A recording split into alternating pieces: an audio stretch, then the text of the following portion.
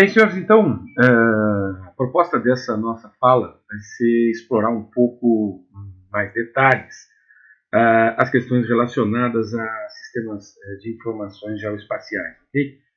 Eu quero que vocês, mais ou menos, se apropriem de uma forma mais objetiva de que tipo de aplicação estamos falando, que tipo de produtos nós estamos nos referindo e que tipo de exercícios, que tipo de experimentos nós vamos fazer. Né? Eu quero que, em primeiro momento, eu não sei qual é a familiaridade que vocês têm com esse tipo de solução tecnológica. Não sei se vocês, em algum momento do estudo que vocês estão desenvolvendo, né, do curso que vocês estão fazendo, vocês já se defrontaram com problemas que estão relacionados à questão de sistemas espaciais. A condição de entregar um conjunto de dados, a capacidade de indexação espacial, capacidade e o potencial que a gente ganha quando se vale de todas as ferramentas de geoprocessamento e de visualização desses dados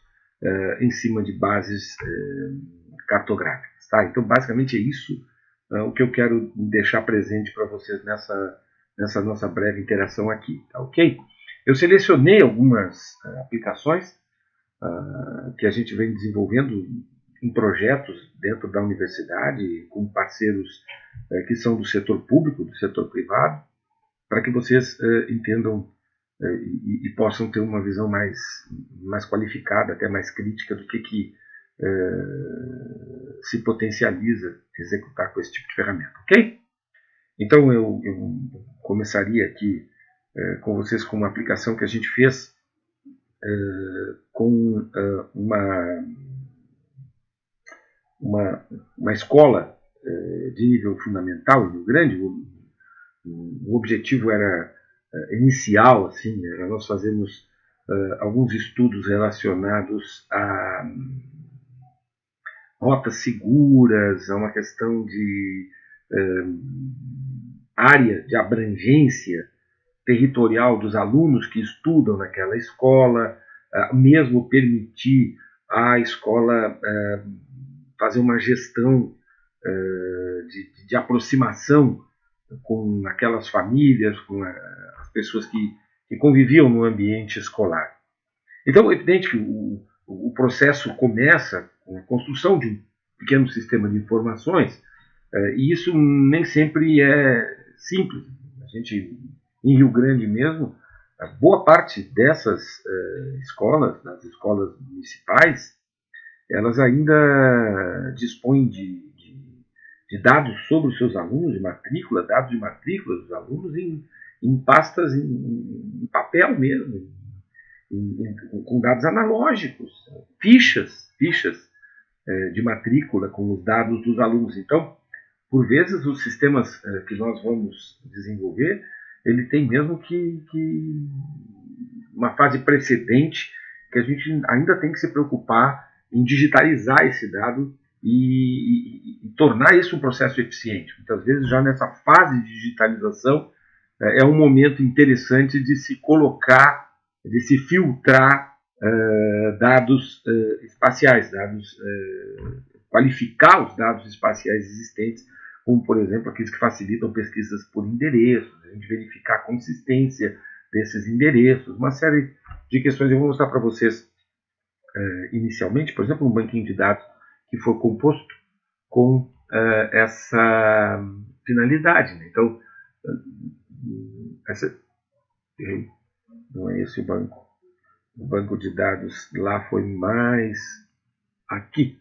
Tem uma estrutura de dados, um arquivo do tipo campos separados por vírgula, né? No caso aqui separados por ponto e vírgula.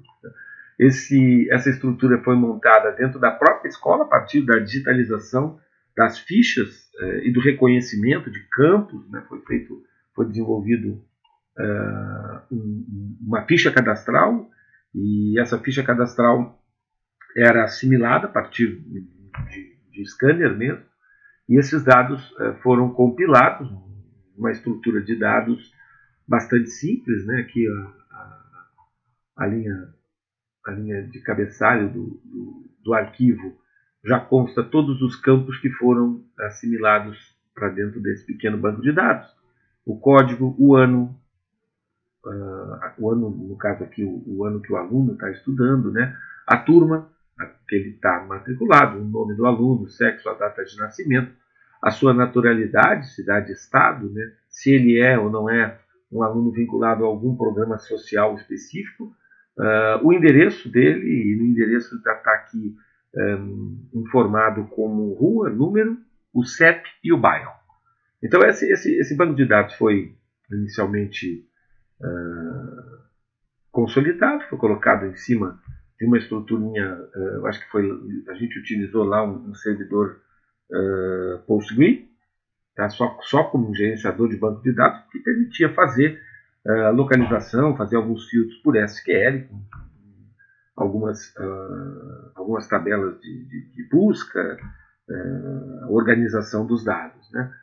Mas eu quero mostrar para vocês assim, que esse mesmo dado, essa mesma informação, quando ela é transferida a um sistema de informações espaciais, eu vou me valer aqui de uma base de dados do Google Maps, por exemplo, né? Por que o Google Maps? Normalmente algumas prefeituras, algumas estruturas administrativas, até por condição econômica, por estar numa fase mais avançada de desenvolvimento tecnológico, elas já possuem as suas próprias soluções de sistemas de informações geográficos, sistema de informação espacial.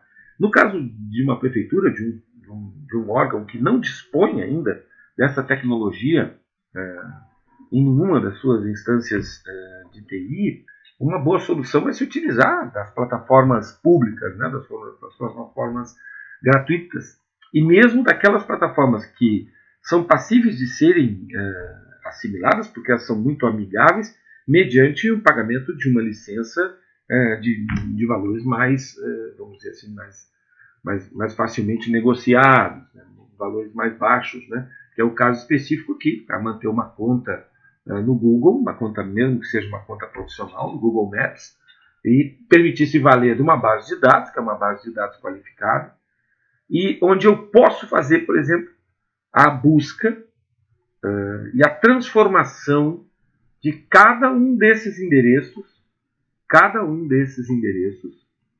em uma localização sobre o mapa.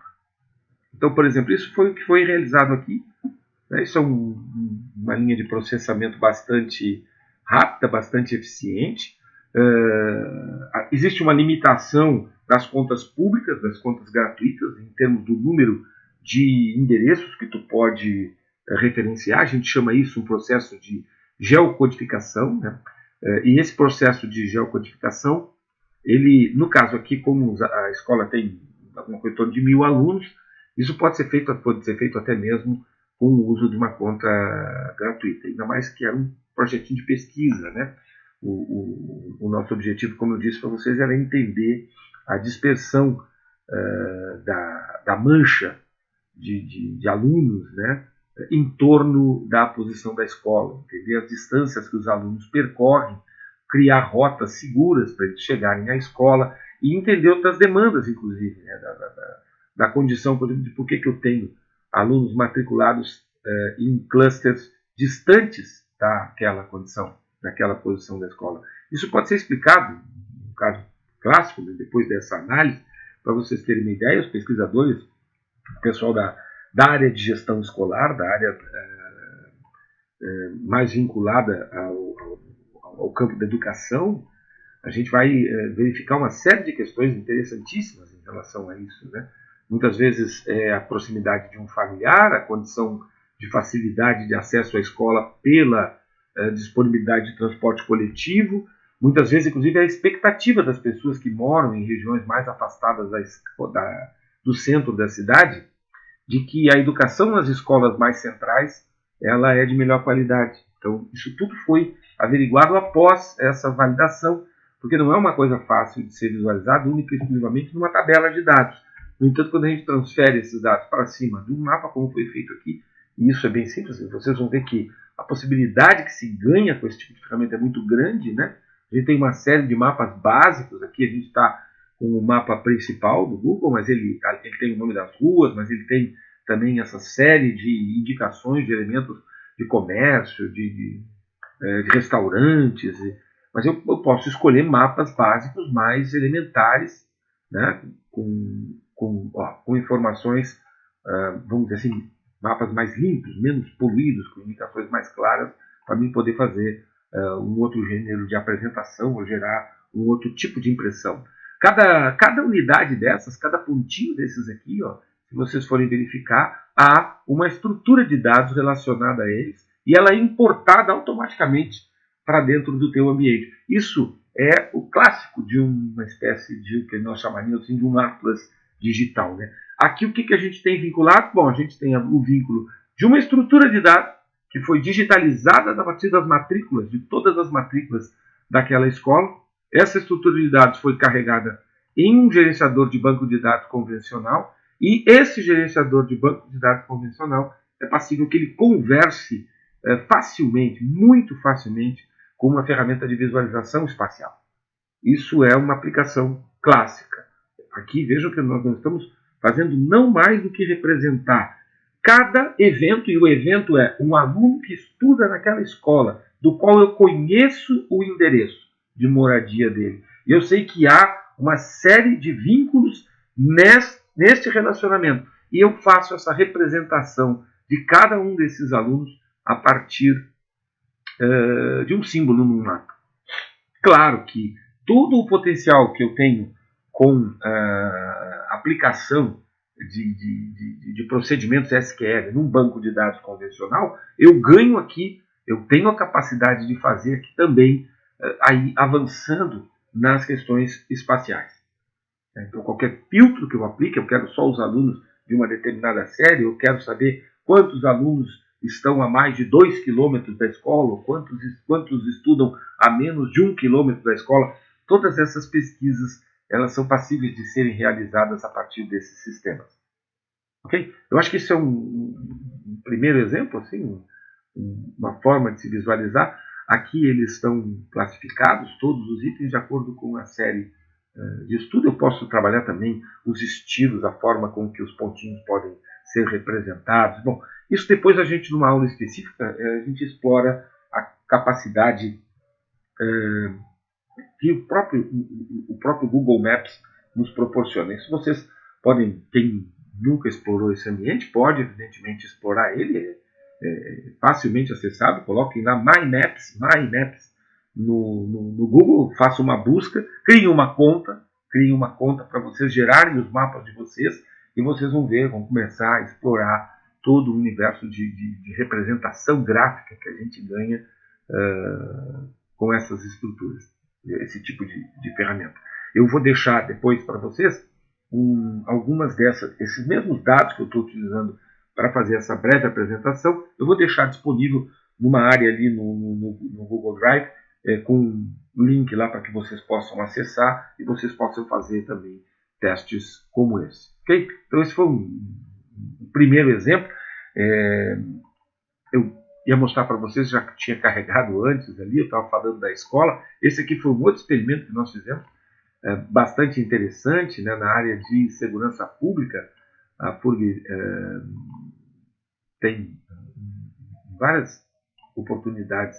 Nós somos chamados a interferir em alguns processos, né, que envolvem a aplicação de inteligência em situações, em condições assim, de gestão pública que são críticas na sociedade. Uma delas é a questão da segurança pública, né? Só que não é nenhuma novidade, mas é uma boa aplicação e a gente vai também entender ou começa a construir assim uma visão do quanto esses sistemas de informações espaciais eles são relevantes na tomada de decisão, para os gestores públicos, tá? Esse é um exemplo clássico. Então o que a gente fez? Mesma coisa, tá?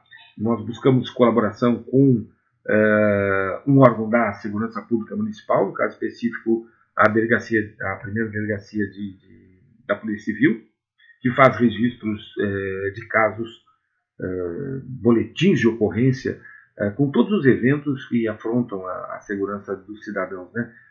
Claro que aqui, para efeito do estudo que a gente fez, e também para demonstrar a eles o potencial dessa ferramenta, mas guardando as devidas proporções do sigilo que muitas dessas questões envolvem, isso é uma questão ética importante, né? A gente, por exemplo, nós filtramos somente dados que envolvem lesões a patrimônio. Tá? Então, nós pegamos somente casos de roubos e furtos. Tá? Roubo, caracterização assim, dos eventos criminais, né? O roubo ele é executado toda vez que há uma ação contra a pessoa, né? Um crime contra a pessoa, mediante o uso de qualquer tipo de arma, mediante o uso da força física, mediante o uso a capacidade que um grupo tem, às vezes, de amedrontar uma pessoa para poder subtrair algo dela, para poder praticar o ilícito. Né? E o furto não, o furto aquela ação, como o próprio nome diz, aquelas ações furtivas, né? Aquela ação oculta, é o caso do cara que bate uma carteira, que rouba uma carteira de uma mochila, que se aproveita de uma oportunidade de vulnerabilidade da pessoa, ou mesmo no momento de descuido da pessoa para subtrair esse bem. Tá? Então a gente fez registros de várias classes, vários tipos de furtos e roubos, né?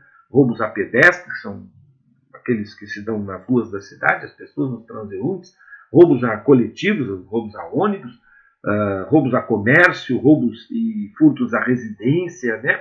Os casos de veículos, furtos de veículos ou roubos de veículos. Então, quando o cidadão, mediante o uso de uma arma, age contra o motorista, tira ele do carro, leva o carro dele, isso é considerado um roubo. Né? Quando o cara rouba o carro dele, que estava estacionado, e leva o carro, isso é considerado um furto. Tá? Só para entender, nós, da mesma forma como no primeiro caso, quando nós nos deslocamos, nós tivemos muita dificuldade em conseguir o dado digital. Tá? Digital na classe que nós, na categoria que nós precisávamos para fazer um estudo de geolocalização desse fenômeno, desses eventos, a gente teve que partir para um processo de digitalização caso a caso dos boletins de ocorrência impressos, porque as instâncias de registro desse tipo de dado, elas não estavam adequadas para que a gente pudesse filtrar isso na forma de um banco de dados passível de ser processado. Isso ainda ocorre muito, mesmo nos presentes dias. Né? A gente tem algumas barreiras a serem vencidas para conseguir acesso a alguns dados, mesmo que seja para realizar um projeto de pesquisa, mesmo que seja para realizar algo que seja do benefício da própria instituição. Tá? Então, aqui no caso, nós tivemos que colocar uma pessoa a digitalizar um por um os boletins de ocorrência, somente relacionados a casos de furto e roubo, e extrair as principais informações. Aqui a gente vai também se defrontar, eu estou olhando aqui, estou me lembrando que isso aqui foi um problema complexo demais também, porque a gente isso aqui eu estou pegando para vocês aqui um ano de 2008, tá? Porque justamente existem questões aí éticas relacionadas a esses eventos, né? Existem limitações, questões de sigilo e uma série de outras implicações. Então a gente está trabalhando com um banco de dados aí de mais de 12 anos, que é justamente para não estar imputando aí nenhum tipo cometendo aí avançando contra informações que nós não poderíamos estar trabalhando dessa forma pública, tá? Então, só para demonstrar efetivamente como é. Eu quero mostrar para vocês que isso aqui é uma questão que a gente enfrenta, em muitos casos, quando trata dessa componente espacial. Né? Muitas vezes os registros eles têm uma componente de geolocalização, mas essa componente não está adequada ao processamento automático do dado. No caso desse banquinho de dados aqui, às vezes, a pessoa informa esse endereço de uma forma como essa aqui, Coronel Sampaio com Marechal Floriano. Isso foi como a pessoa declarou, e é dessa forma que está no boletim de ocorrência, mas não é simples tu localizar um endereço que está descrito dessa forma, né? 15D9 entre Visconde, Mauá e Rio Branco. Entende? Então, quando os nossos sistemas eles têm muito mais facilidade de localizar um endereço num formato padronizado, certo? Quando se segue, em alguns casos, o número do imóvel, o nome da rua, o bairro, a cidade, o estado e o país. Se a coisa está organizada, bonitinha os sistemas automáticos eles facilmente localizam esses endereços e os transformam numa coordenada geográfica, latitude, longitude, coordenada UTM, norte e este, e com essa coordenada eu consigo facilmente posicionar isso em cima de um mapa. Agora, quando eu tenho os endereços armazenados de uma forma quase que aleatória, né, cada uma das pessoas que cita o geocódigo de onde aquele evento ocorreu, ela escreve Paranaguá próximo ao pronto-socorro. Entende? Se tu fizer uma busca, tentar fazer uma busca automática de algumas dessas expressões, realmente isso não vai resultar nada. Então, a transformação de um geocódigo, uma referência de código num sistema de coordenadas, aqui se torna bem mais complexo. Mas a gente tem aqui um banquinho de dados, a gente pode filtrar esse banco de dados. Né? Por exemplo, eu vou pegar aqui os casos que envolvem somente roubos. Né? Vamos filtrar aqui somente roubos. E o tipo, sei lá, vamos botar coletivos. Tá? Então, ó, dentro daquele ano lá de 2008, eu estou pegando somente roubos a coletivos. Né? Feito assalto a ônibus. Né? Famoso. Uma condição até então bastante preocupante, traz um desconforto coletivo, uma insegurança geral. Isso afeta sobre o sistema de transporte urbano. Né? As pessoas que embarcam num ônibus por vezes, já não têm muito conforto pela própria estrutura de transporte, né? Aqueles ambientes que muitas vezes vêm superlotados, que passam com atraso, tal. Ainda por cima, o cara corre o risco de, estando dentro do coletivo, se tornar alvo fácil da ação de um criminoso. Né? Então, nesse ano, por exemplo, foram 290 casos, e aqui estão todos eles. É óbvio que o processamento do dado em si me dá um número, por exemplo, 290 casos em um ano, que é normalmente o que a sociedade processa, chega até a sociedade, inclusive, pelos próprios órgãos de comunicação social. Né? A imprensa divulga isso. Olha, já são 300 casos em Rio Grande de assalto. Às vezes, quando existem alguns interesses por trás, esse número é relativizado, dependendo como for. Né? Isso é uma coisa complexa de ser analisada. Mas vocês vão ver que quando a gente consegue transformar esse dado, né, num dado que tem uma condição de visualização daquele evento em um mapa, as coisas ganham um outro nível de análise. Então, aqui, de cada um aqueles 290 casos, aqui estão distribuídos em cima do mapa da cidade.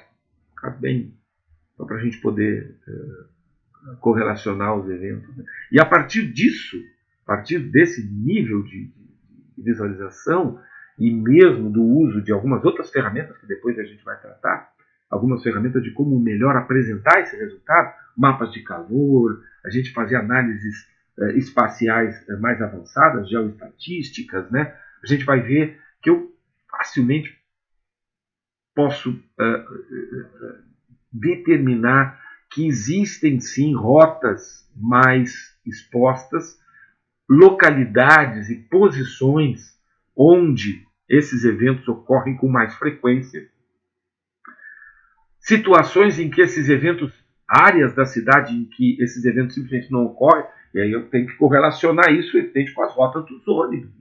Eu tenho que ver, bom, por que não tem nenhum caso nessa região? Por que não tem nenhum caso, por exemplo, aqui próximo ao centro da cidade? Né? Se vocês forem prestar atenção aqui, vamos aumentar um pouquinho esse nível de zoom aqui, por que não ocorre nenhum caso aqui próximo ao centro da cidade? Existe uma razão, né, para isso, lógico, relacionado justamente ao processo em si, à inteligência do crime em si. Né? Então, a gente vai ver que, bom, próximo ao centro, quando os coletivos estão chegando na cidade de Rio Grande, a gente tem a característica que o terminal final é justamente numa posição que está aqui centralizada dentro desse polígono onde não tem nenhuma ocorrência. Existe razão para isso. Também a questão do policiamento ostensivo, a gente tem que analisar isso. O assaltante, a pessoa que pratica um assalto no ônibus, ela sabe que ela tem uma grande desvantagem, né? O ponto de desembarque é uma situação de vulnerabilidade. Ele vai desembarcar numa posição onde a probabilidade de ele enfrentar a repressão policial é bem menor.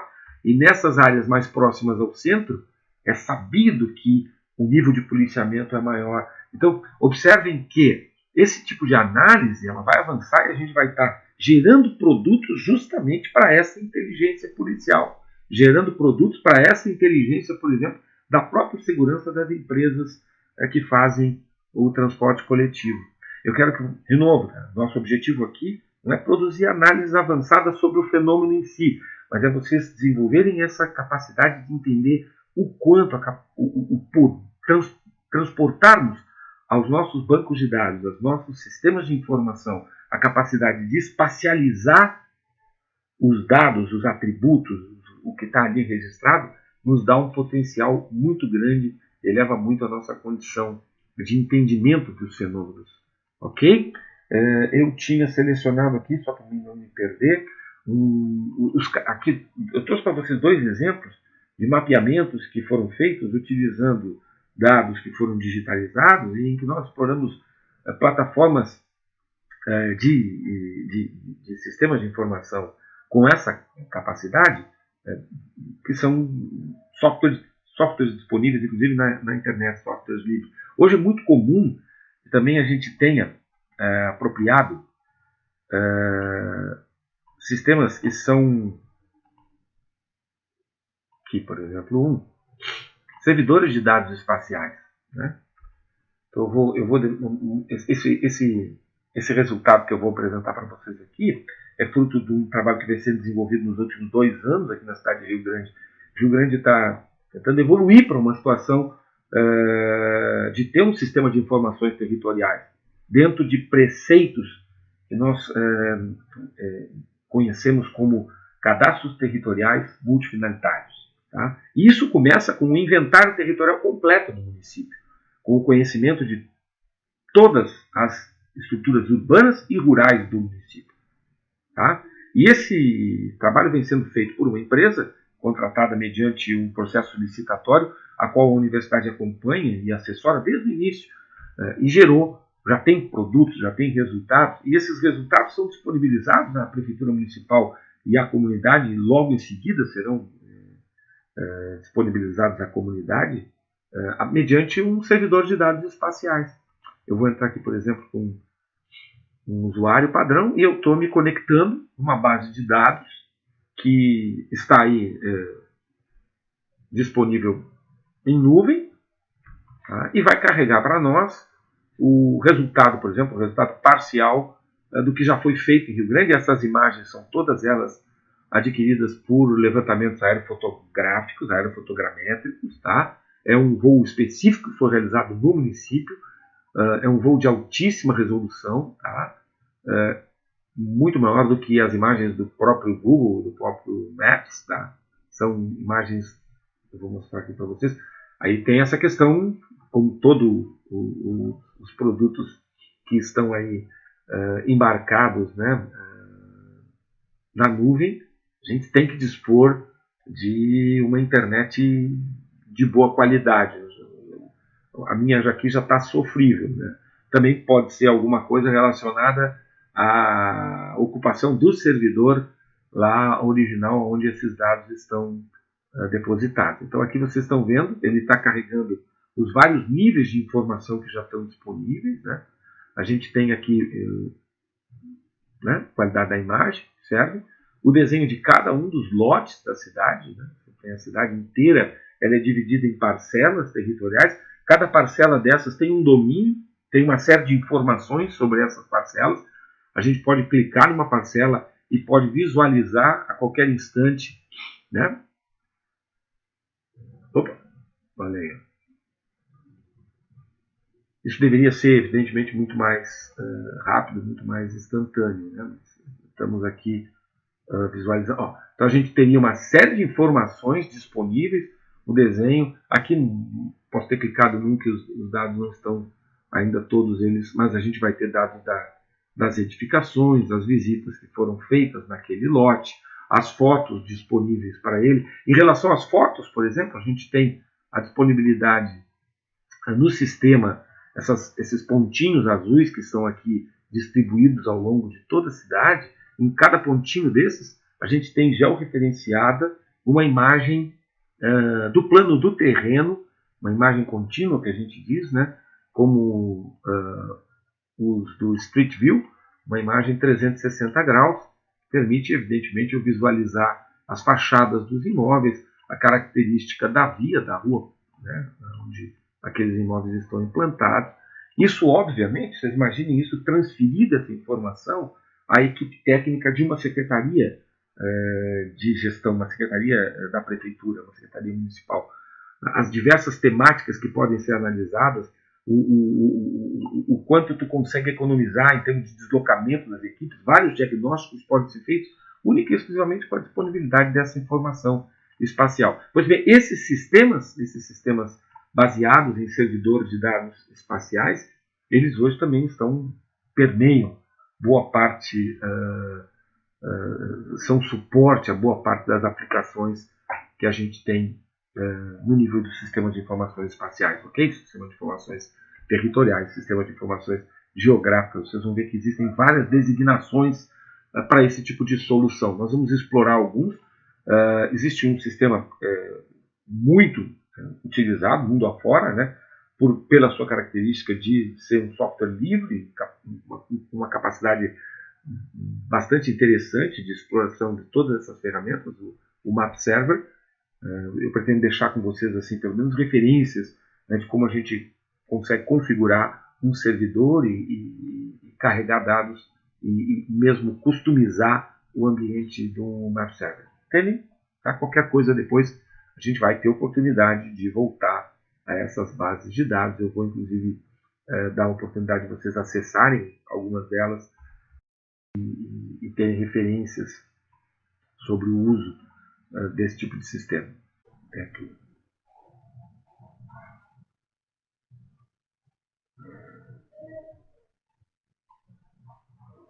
Mas vejam que essas aplicações que eu apresentei aqui rapidamente para vocês, para demonstrar o potencial de uso dessas ferramentas, elas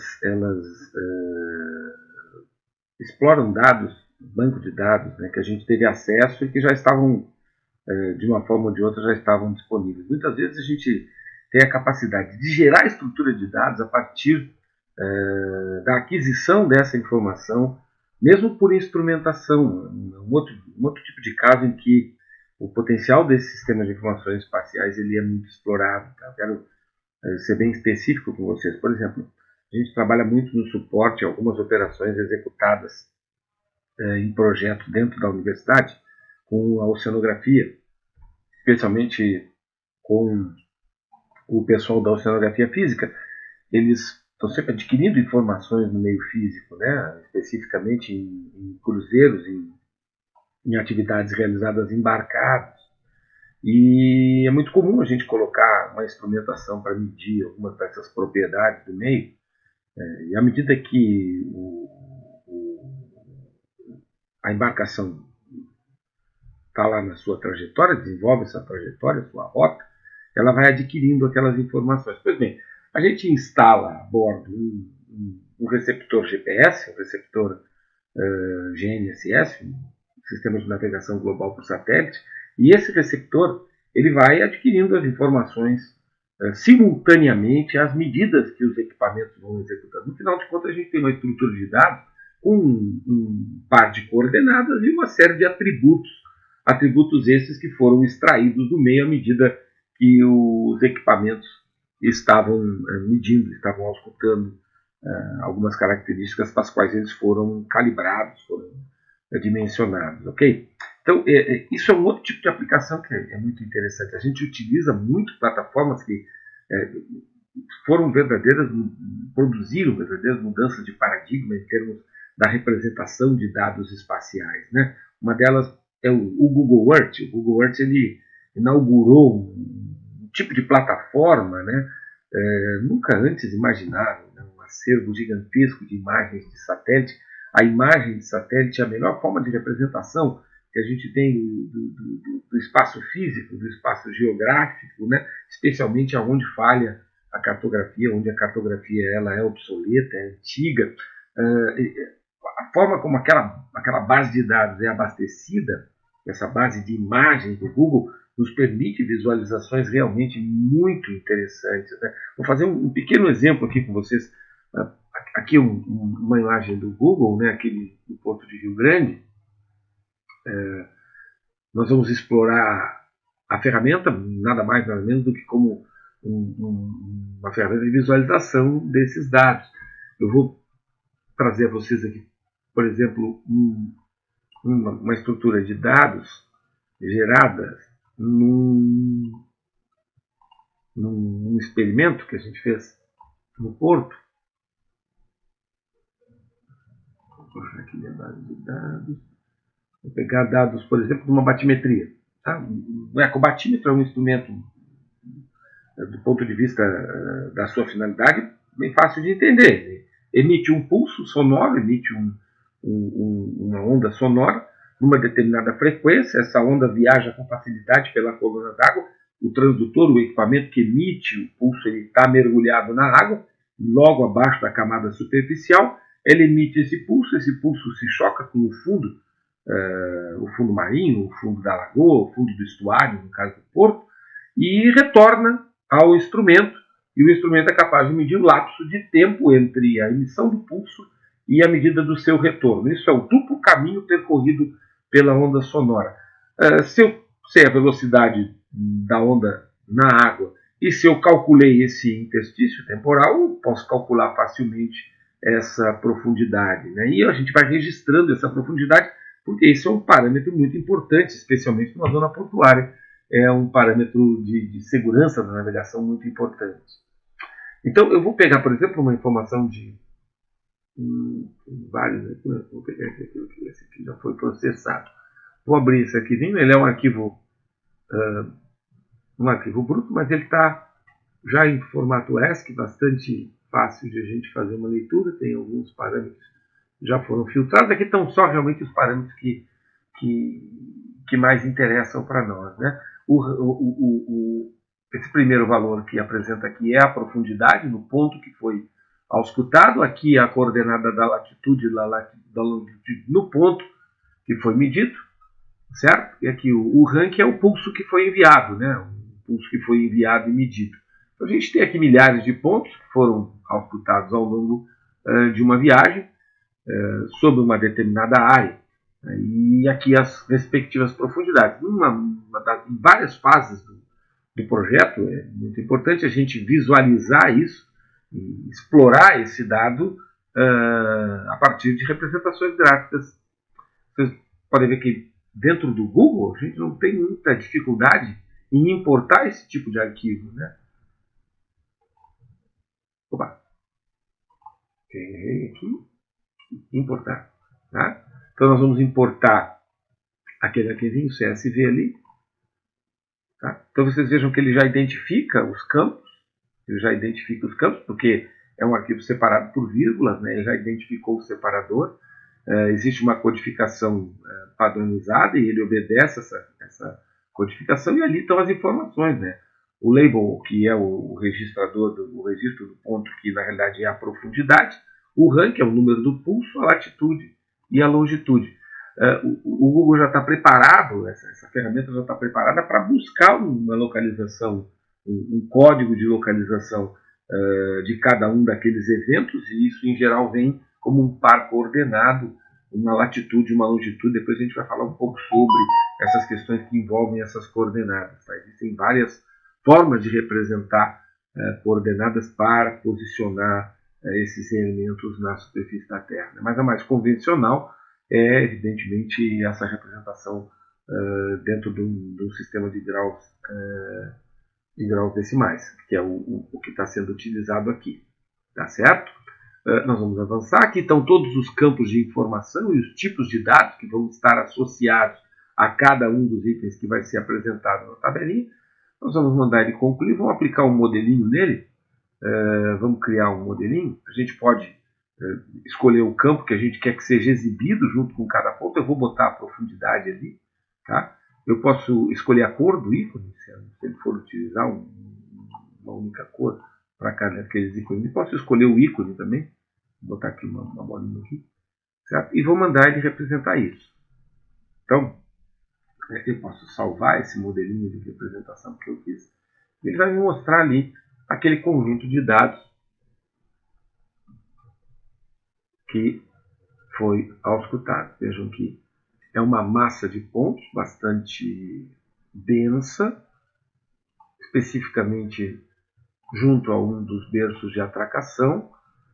A gente pode aproximar. Tá aí. A gente está vendo então aqui a trajetória seguida pela embarcação. E em cada pontinho desse, em cada alfinete desses, eu tenho o label, a profundidade daquele ponto. Eu posso clicar e, evidentemente, o dado da latitude, da longitude e do ranking vão estar aqui devidamente representados. E isso me permite, por exemplo, averiguar da qualidade do levantamento, da densidade de pontos, se é suficiente, se ficaram regiões de interesse sem ser medidas, né? A gente pode ter uma ideia, depois esse dado vai ser interpolado para a montagem de um mapa de cores, para a montagem de curvas isobatimétricas, uma série de formas diferentes de se representar, mas tudo isso parte de um experimento, de um dado primário que está aqui devidamente representado. Então, esse tipo de aplicação dos dados espaciais, da representação da informação espacial, é muito útil e sempre é utilizado, especialmente hoje em dia, no caso dessa instrumentação, né, dotar os equipamentos, os instrumentos de medida da capacidade de automaticamente aferir uma coordenada cada vez que uma medida é feita, é sempre um procedimento muito interessante. Esses sistemas com câmaras fotográficas, da mesma forma, né, eu mostrei para vocês ali antes, aquele caso da câmera 360 embarcada no veículo que percorre as ruas da cidade. Cada vez que ele bate uma foto, uma coordenada GPS é aferida, é medida e é registrada junto com a imagem. Aqui, cada vez que uma embarcação se desloca de 1 em 1 segundo na taxa de 1 Hz, um dado por segundo, um par de coordenadas é registrado, é calculado e pode ser acoplado à medida que o ecobatímetro fez. E assim, isso é uma técnica que é utilizada hoje em dia para as mais diversas aplicações nas mais diversas áreas do conhecimento. Então, estruturas de tecnologia da informação dotadas da capacidade de indexar os dados espacialmente são muito úteis também nesse tipo de ferramenta. Tá? Eu fiz aqui, então, vejam, estou explorando algumas dessas ferramentas, com certeza todas elas vocês já viram, vocês conhecem, né? O Google Maps, o próprio Google Earth, as ferramentas que geram mapas ali, os servidores de mapas que hoje estão disponíveis aí, são sempre disponíveis na internet para as mais diversas áreas temáticas. Ok?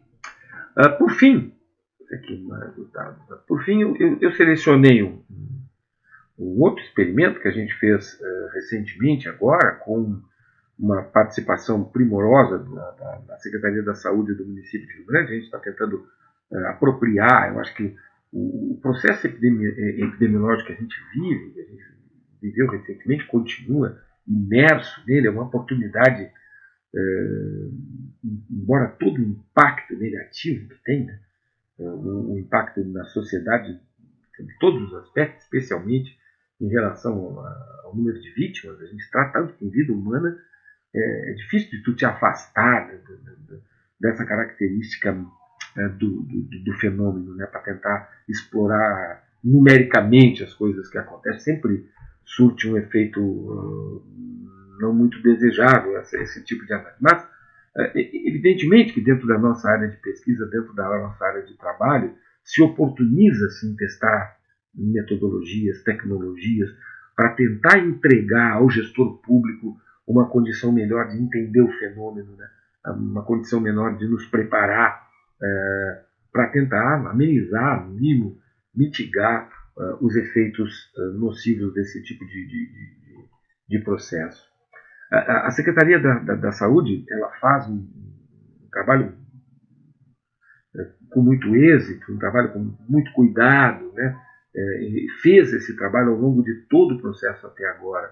Uma dessas componentes que a gente tem explorado e que eu vou mostrar para vocês no uso de ferramentas, e aí eu vou tentar entrar na outra linha, na linha de produzirmos código para exploração de dados espaciais. Produzirmos código. Hoje a gente tem bibliotecas em Python extremamente poderosas para que nós possamos gerar os nossos próprios sistemas de representação, os nossos próprios sistemas de exploração, de análise dos dados espaciais.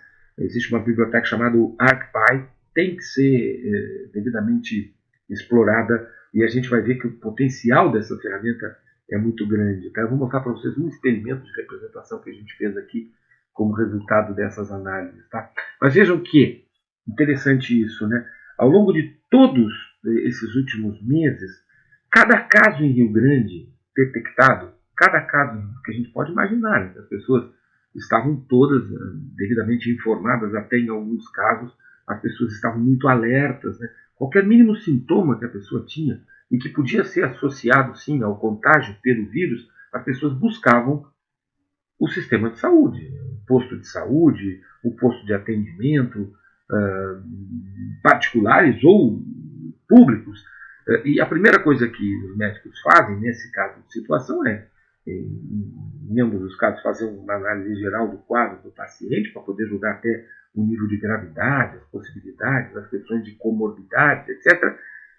Prescrever um conjunto de medicamentos lá, normalmente na intenção de mitigar os efeitos mais desconfortáveis, né, que trazem a pessoa um natural desconforto, né, mas também encaminhar para fazer um teste e para determinar se aquela pessoa estava ou não contagiada pelo vírus. E nesse processo ficam dados tanto do paciente, quanto do exame que ele fez, quanto do resultado do exame. E esses dados foram sendo registrados num banco de dados. E a gente tem acesso a esse banco de dados para poder produzir uma série de ferramentas,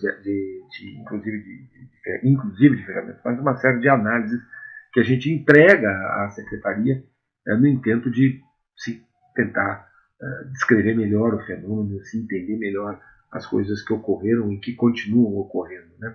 Então veja que esse banco de dados ele é completo do ponto de vista do que se pode imaginar que se possa construir facilmente e se manter facilmente ao longo desse evento. Né? Tem aqui, é claro, alguns dos campos estão filtrados, porque, como eu sempre já disse para vocês, né, existem questões éticas importantes que têm que ser preservadas. Então, o nome do paciente é preservado, mas a gente tem ali a data do resultado do exame, a data que o paciente notificou como tendo sentido seus primeiros sintomas, a semana epidemiológica em que aquele evento se dá, o sexo do paciente, a idade dele, a cor do teste, que tipo de teste ele fez, onde ele fez esse teste. E existe um código, que é o endereço residencial desse paciente. É o que eu estou filtrando só os casos positivos, né? Só quem fez o teste e deu positivo. A profissão dele, o código nacional de atividade a que essa profissão se relaciona, os sintomas, né? Se foi sintomático ou assintomático, se tinha ou não tinha comorbidade, as principais características dessa comorbidade e o status final da condição do paciente. Se ele se recuperou, se infelizmente o processo agravou a ponto de ele ser levado a óbito, né? Ou se ele ainda está com um caso ativo em tratamento. Então, esses dados estão disponíveis numa estruturinha de dados, né? Num banco de dados, e permitem múltiplas representações. Depois a gente vai poder trabalhar em cima dessa base, com pelo menos alguns segmentos dessa base, para poder produzir alguns desses resultados. Eu vou apresentar para vocês aqui uma das análises que a gente fez e que eu quero que vocês entendam o quanto que essas ferramentas devidamente exploradas, elas podem gerar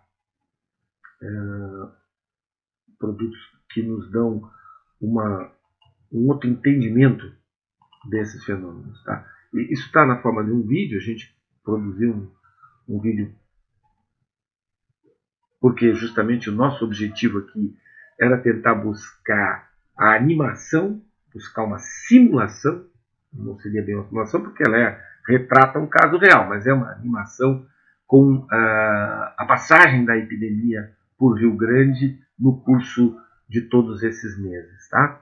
Então, observem assim, do ponto de vista da capacidade de análise que a gente ganha, do poder de poder explorar um determinado fenômeno. Né? Aqui eu trago 3 histogramas. Né? Esses histogramas são normalmente a forma como os eventos têm sido divulgados, inclusive pela imprensa. Né? A gente vê muito essas curvas, né, que representam casos ao longo do tempo. Vejam que nesses casos todos, a coordenada de índice, a coordenada desse eixo X aqui, a coordenada que controla o evento, é a coordenada temporal. Então eu tenho aqui a passagem desde lá de 2001, né, de 2021, janeiro de 2020, desde o início lá de janeiro de 2020 até o final de maio de 2021, que foi o extrato que nós analisamos o caso em Rio Grande. Os primeiros casos, o primeiro caso vai ocorrer aqui no mês de março, depois são muito poucos casos, até que efetivamente lá pelo mês de maio, junho, é que a coisa ganha porte e a epidemia, os contágios locais começam a ocorrer com muito maior frequência, né? E o número de casos aumenta. E a gente vai perceber, por exemplo, nessa representação gráfica aqui, que a gente já teve em Rio Grande, na realidade, 3 ondas. Né? É claro que essas 3 ondas em Rio Grande, quando somadas ao evento em todas as outras cidades do Brasil, quando a gente vai olhar no caso da representação do fenômeno no Brasil, parece que são 2 ondas que ocorreram, mas na representação local a gente vê que a configuração pode ser diferente. Cada cidade, cada núcleo urbano tem a sua característica. Né?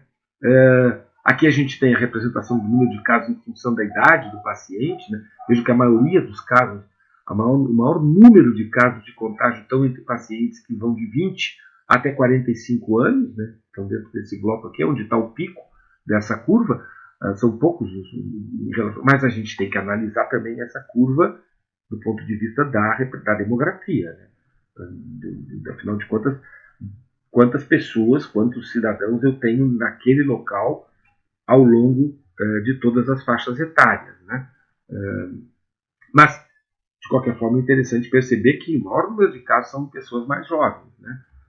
No entanto, é óbvio, o maior número de óbitos que a gente teve aqui em Rio Grande são de pessoas com mais de 60 anos. Vocês vejam que aqui pela representação da escala vertical, onde está o número de casos, com menos de 40 anos, aqui a gente tem 2 casos. A gente tem que, com menos de 20 anos, tem 2 casos. Né? Tem 20 e 40 anos, a gente tem um número pequeno de casos. A maioria dos casos, um grande volume de casos, eles se dá com pessoas com mais de 60 anos. Mas vejam que esse tipo de análise a gente está ouvindo com muita frequência. O que nós resolvemos fazer? Nós resolvemos tentar montar um modelo de representação do fenômeno que fosse espaço-temporal. Então, eu coloco aí sim o poder de representação do fenômeno. Aqui, só para vocês entenderem, né, os eventos. Vou trazer um pouquinho para trás aqui. Um pouquinho mais. Tá, então a gente fez, desde o início do fenômeno, tá? Vocês vão ver que cada bolinha dessas, cada sinalzinho desses em vermelho, representa um caso ativo.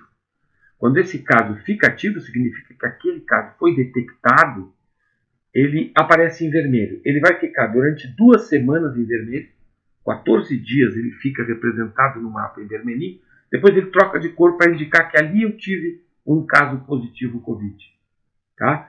E a gente vai observar o fenômeno da passagem dessas ondas de contágio distribuídos no espaço e vamos entender o nível de abrangência territorial de um processo epidemiológico complexo como o do coronavírus, né, a Covid-19. Observem, né? Então, como eu disse para vocês, no início são alguns casos esporádicos. Aqui eu já começo a ter, lá em maio, final de maio, início de junho, contágio local, né, contágio comunitário. Observem que vem a primeira onda, né, a gente já tem um número de casos muito grande. Observem também a abrangência territorial, não tem uma área da cidade que fique livre, que fique sem apresentar ou alguém que já teve, ou alguém que tem. Ó, aí você tem lá em novembro, outubro aqui, né? Outubro, um pouquinho antes aqui, ó. Observem que vou voltar aqui para mostrar para vocês. Ó.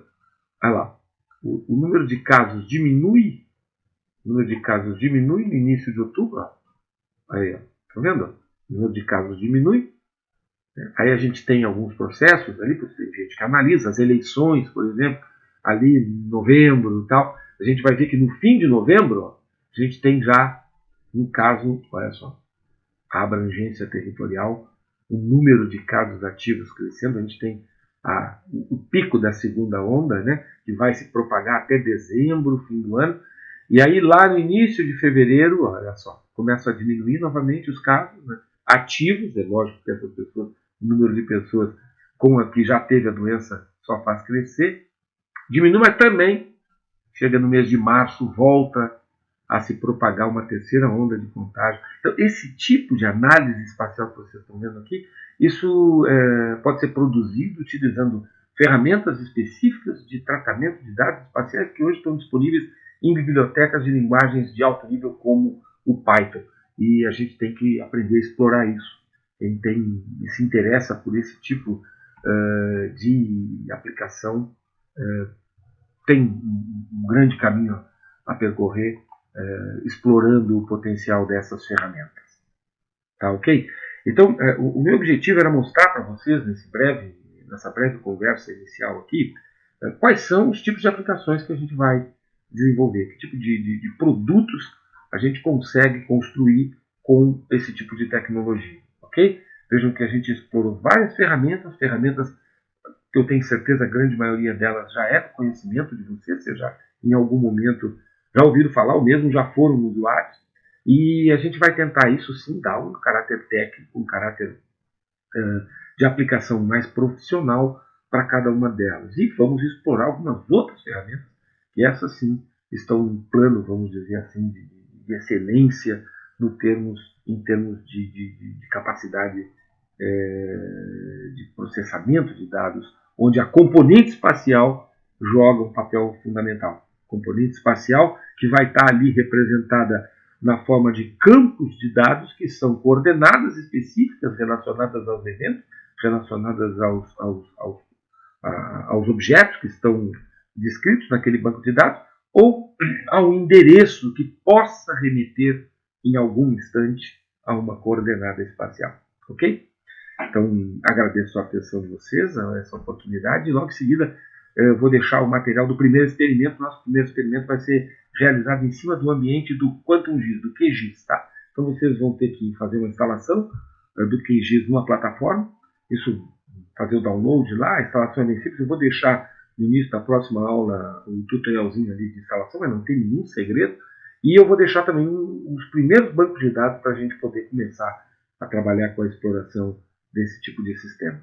Espero que vocês se interessem, que vocês se motivem, e fico à disposição até para que vocês manifestem se já tiveram oportunidade no curso ou por interesse próprio de trabalhar com esse tipo de ferramenta, e até manifestar aí a opinião de vocês sobre a condição, a importância desse tipo de sistema. A oportunidade está aberta. Tá? Vocês podem colocar, inclusive, lá na área do fórum, que eu vou deixar disponível para que vocês possam interagir.